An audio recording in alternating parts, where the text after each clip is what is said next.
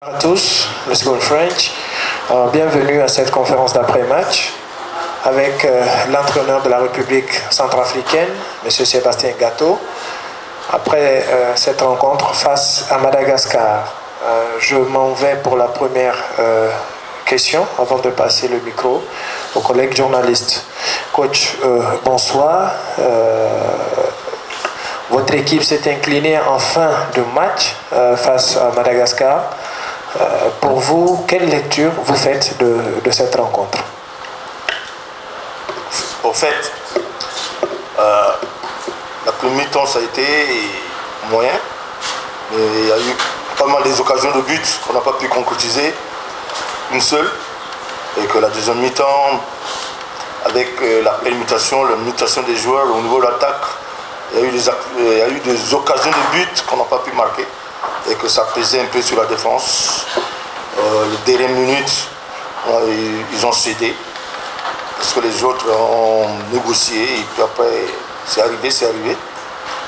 Le résultat du football c'est ça, mais on va continuer de travailler. C'est des jeunes, il faut travailler très dur pour la prochaine.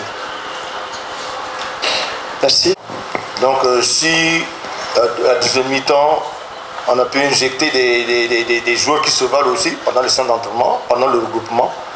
Bon, mais ce qui est arrivé sur le terrain, on n'arrive pas à expliquer exactement, malgré nos interventions.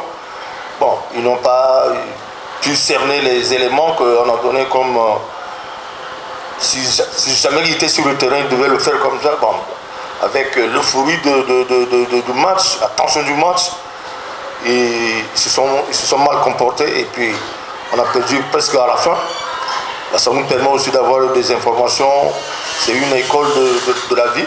Ça nous permet de voir d'ici demain ou après-demain comment on doit faire pour les prochaines échéances. Thank you. Next question here.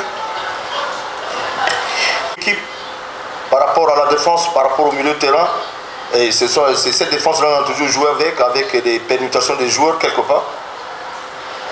J'ai dit, on n'a pas présenté une équipe pour perdre. C'est arrivé. Donc on a tiré les leçons. Par rapport au milieu de terrain, ce sont les milieux de terrain habituels qui jouent. Mais si au dernier moment, c'est peut-être la fatigue, je ne sais pas exactement, la condition physique, je ne sais pas. Mais on va en poser les questions. Peut-être déjà, c'est déjà tard pour les trois matchs. On va continuer de travailler pour la suite. Donc, on a fait le changement, on a misé sur l'attaque parce que la défense était stabilisée. La défense jouait aussi son va-tout. Et qu'au niveau de l'attaque, si toutes les occasions que nous avons menées au niveau de la première mi-temps, si on avait pu marquer, les buts, ça ne devait pas arriver à ce stade. Bon, mais il y a eu la maladresse, comme je disais, à un niveau qu'il manque d'expérience pour les jeunes qui sont en train d'apprendre. C'est une école de la vie. Ça nous permettra d'ici demain de voir exactement ce qu'on peut faire par rapport à une compétition de ce genre. Thank you. C'est pour stabiliser le milieu de terrain. On avait joué avec 2-6 et que la sortie de Dokomondi, ça n'a même pas changé. Le changement n'a pas changé.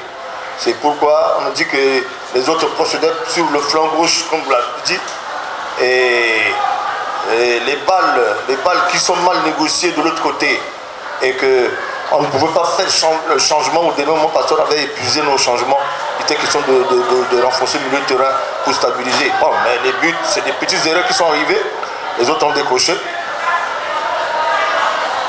On ne peut que dire au revoir à la CHAN de 2025. Merci coach. Thank you, dear fellow.